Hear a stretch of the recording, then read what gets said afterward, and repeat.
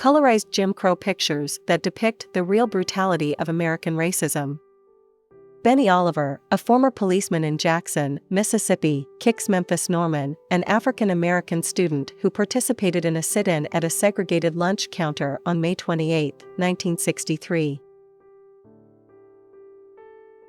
In Birmingham, Alabama, black residents mourn the deaths of 4 black girls who were killed in a white supremacist terrorist attack on the 16th Street Baptist Church on September 15, 1963.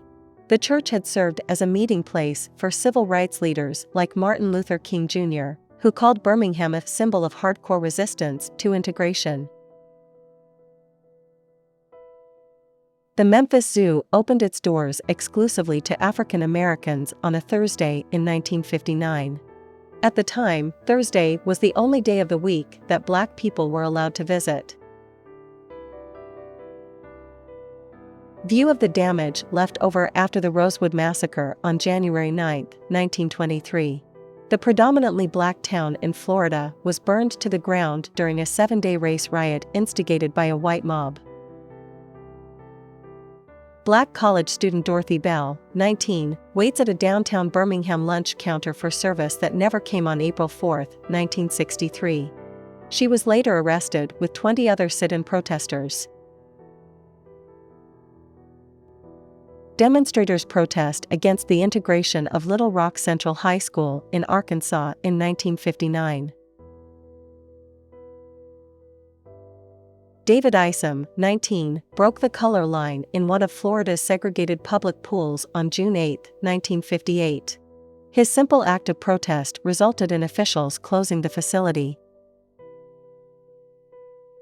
Black and white passengers on the Atlanta Transit Company trolley on April 23, 1956, after the outlawing of segregation on public transit.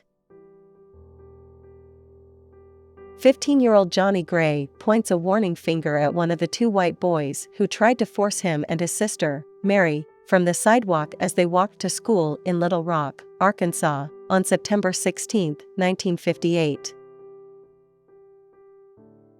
Children living in a sharecropper's home in West Memphis, Arkansas, in 1935. This photo was taken more than 70 years after the Emancipation Proclamation, showing just how little things had changed for black people in America. Young black prisoners chained together as they work in the fields in an unspecified location in 1903. Historians commonly refer to Jim Crow as slavery by another name since the racist laws made little difference for the status of black people in the U.S.